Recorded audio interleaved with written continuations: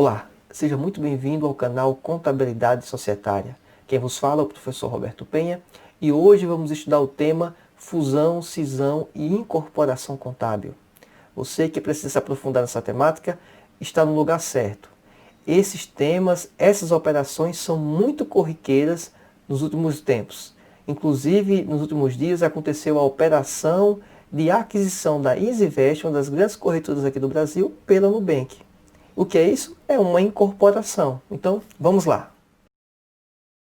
Incorporação e cisão contábil, precisamos ter a dimensão que esses arranjos societários são bastante comuns, não apenas no Brasil, mas em todo o mundo, principalmente em mercados mais desenvolvidos e, obviamente, em mercados emergentes, mas que têm um grande potencial, como o caso, inclusive, do Brasil, certo? Tem uma população muito grande, diversas companhias operando, operações inclusive fora do país e dentro do país, então esse é um mercado muito comum.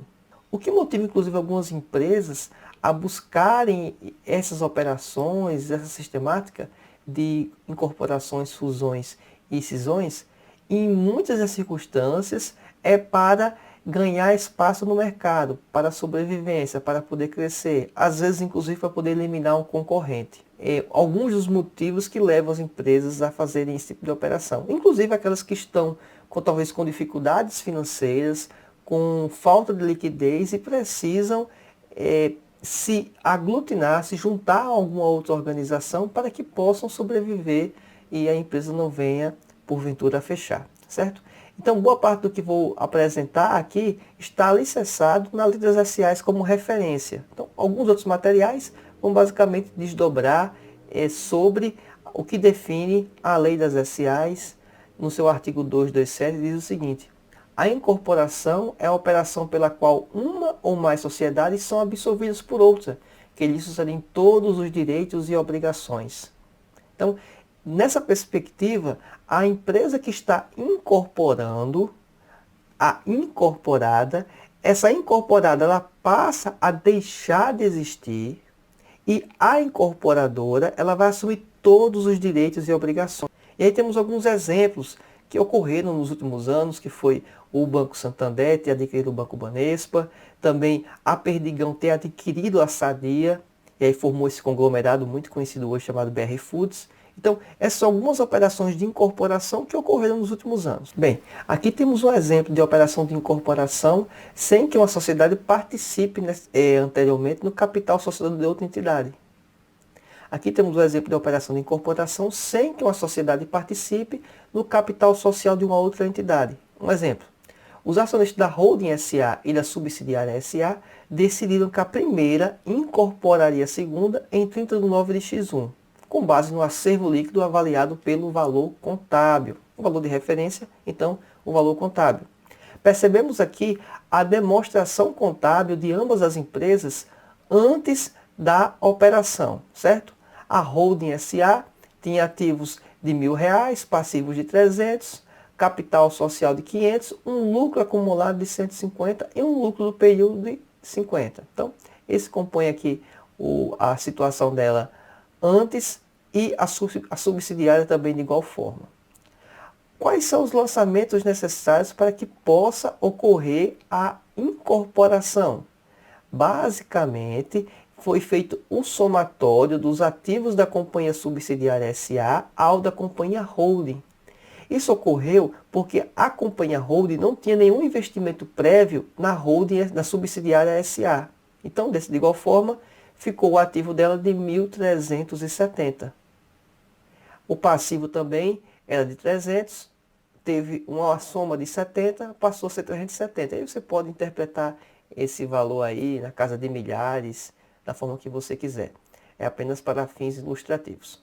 O capital social 500 passou para mais 180, ficou 800. Aí você, poxa, como é que pode? 500 mais 180 e ficou 800 o capital social. A questão do lucro acumulado da companhia subsidiária SA vai integrar o capital da holding SA. Então, dessa forma, ficou os 680, que eram os 500 mais 180, e mais 120, totalizando 800. Aí sim explica por que de 800. O lucro acumulado continua o mesmo que existia na holding SA, de 150 e os 50 do lucro do período, certo? Isso aqui é uma referência quanto a esses lucros que por enquanto estão acumulados, mas que na verdade devem ser distribuídos, devem ser destinados, pois a empresa não pode permanecer com resultados de lucros acumulados em uma conta em seu PL. Ele tem que ser totalmente destinado via distribuição de dividendos, via incorporação de capital e constituição de reserva, certo? Mas isso não é tema para essa aula. Mais adiante vocês vão ter vídeos, inclusive, comentando sobre essa temática. Como devem ser feitos esses lançamentos? A subsidiária SA, ela possui valores no ativo e eles vão deixar de existir. Então, se eu tenho uma conta débito com saldo, eu tenho que fazer um lançamento credor para eliminar esse saldo. E faço isso confrontando uma conta chamada incorporação.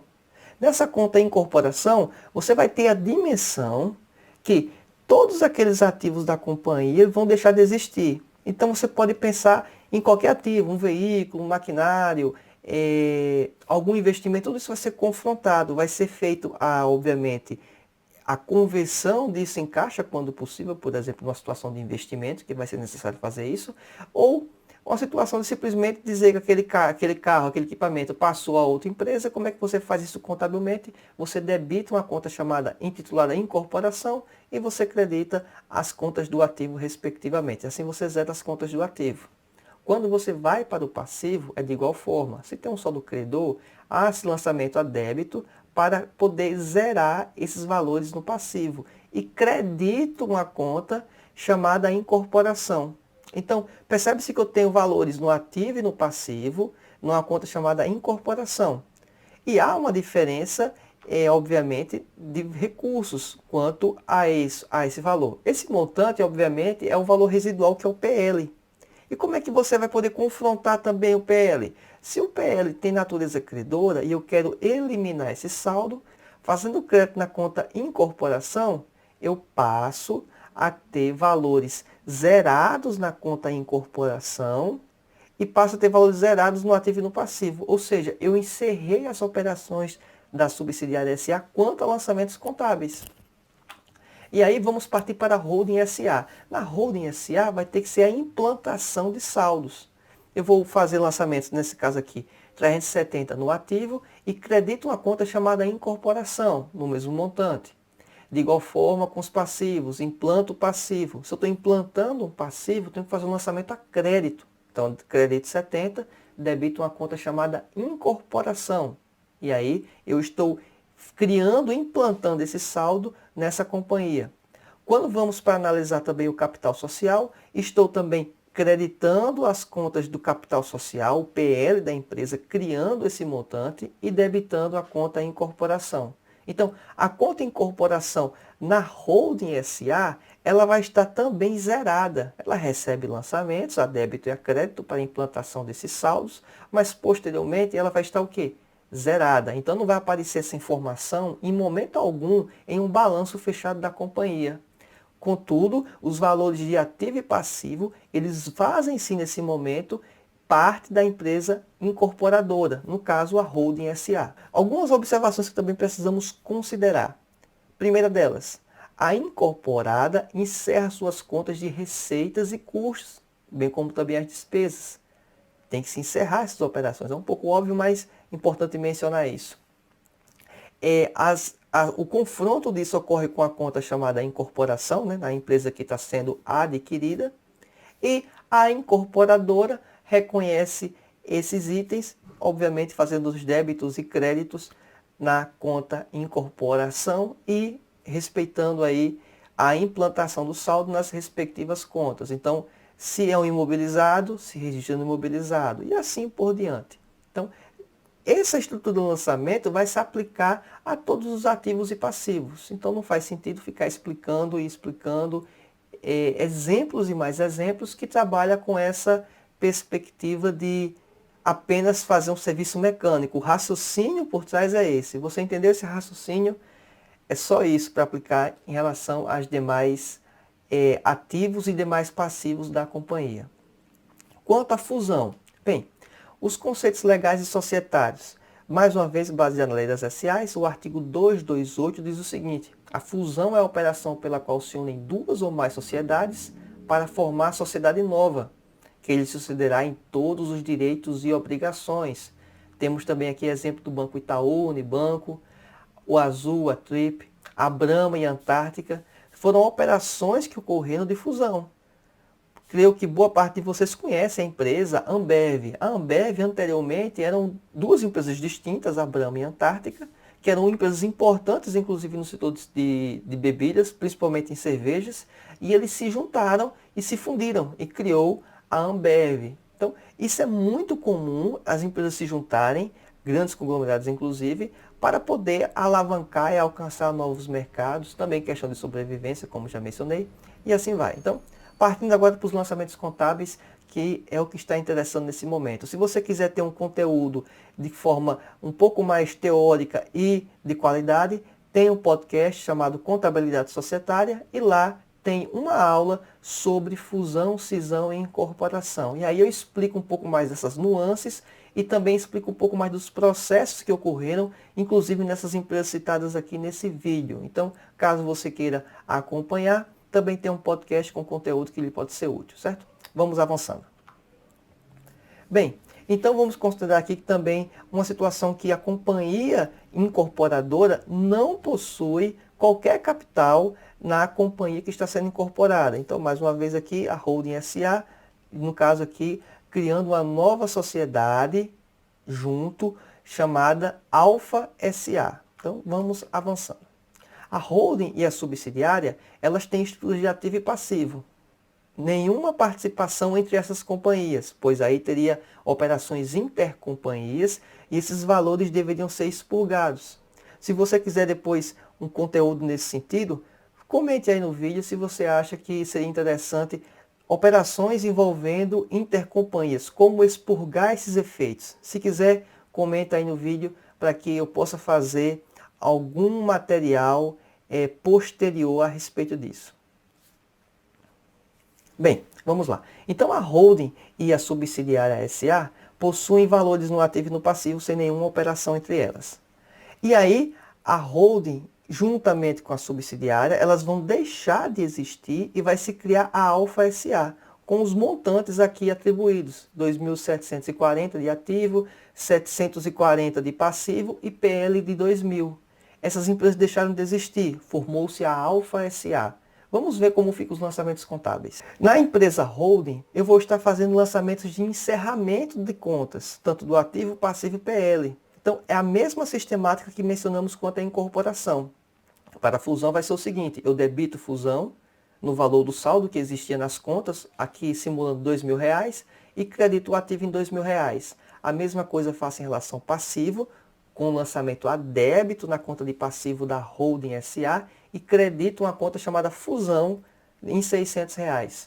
A mesma coisa em relação ao PL, com valor de R$1.400. Com isso, a empresa Holding SA, ela deixou de ter valores contábeis, de saldos contábeis, e ela se extinguiu, contabilmente falando, quanto a lançamentos contábeis. Não estou entrando no mérito aqui nesse momento, quanto a procedimentos societários jurídicos que são necessários, obviamente, numa situação dessa, aprovação em assembleia e assim vai.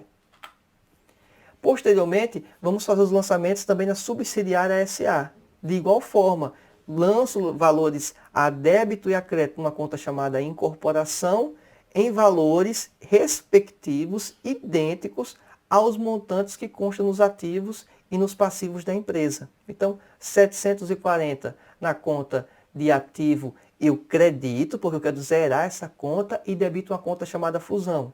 A mesma coisa em relação ao passivo, debito o passivo, pois quero zerar essa conta no valor de R$140 e credito em 140 o valor dos passivos da empresa. E posteriormente o PL de igual forma, R$600. Então com isso zerei os valores contábeis na subsidiária SA. Ela não tem mais saldo contábil algum.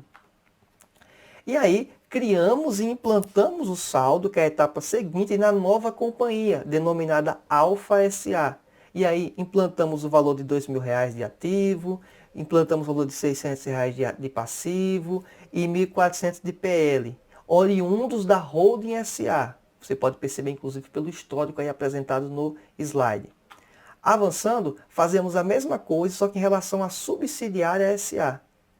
Com isso, eu vou ter uma composição de toda a Alfa SA em relação aos saldos contábeis já constituídos.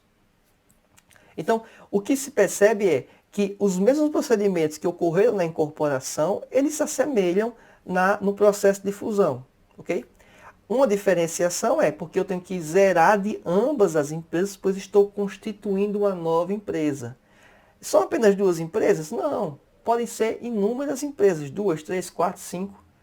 Não existe limite em relação a esse processo de fusão. O mais comum, o habitual, é se unir duas empresas, certo? Isso já dá um trabalho imenso, já é uma negociação imensa. Imagine trabalhar com 3 ou 4 empresas. É só para poder deixar que não há um impedimento quanto a processos com mais de uma empresa, mais de duas empresas, na verdade. Então vamos lá. Quantas observações? O confronto é na conta de fusão, perfeito, e devemos zerar sempre as contas de receita e despesas, custos. Essas contas têm que ser zeradas, pois o processo tem que ser fechado tanto na perspectiva patrimonial como também na de resultado. Como é que eu fecho a DRE? É fazer o levantamento de lucro ou prejuízo. Esse valor não vai para o PL. Quando faço o processo de zerar o PL, de fazer os lançamentos contábeis, aquele PL já está incluso o valor do resultado daquele período. Então, não existe saldo residual que vai aparecer. Todo aquele valor já está incluso no PL. Então, e assim foi. Ou também, inclusive, na constituição de reservas, ou até mesmo alguma distribuição de dividendos ou integralização de capital que tenha ocorrido momentos antes, né, do lançamento contábil de encerramento dessas contas. E por último, temos a cisão. De acordo com o artigo 229, a cisão é a operação pela qual a companhia transfere parcelas do seu patrimônio para uma sociedade ou mais, constituídas para esse fim ou já existentes, extinguindo-se a companhia cidinda, se houver versão de todo o seu patrimônio ou dividindo seu capital se for uma cisão parcial. Então a cisão tem duas operações. Ela pode ser total, a empresa deixa de existir, se dividindo em 2 ou 3 partes ou até mais, ou ela pode ser simplesmente entregar parte do capital, se criar uma empresa com parte dos recursos, com parte dos ativos, passivos e PL, que a empresa mãe possuía anteriormente. Então, isso seria a cisão parcial.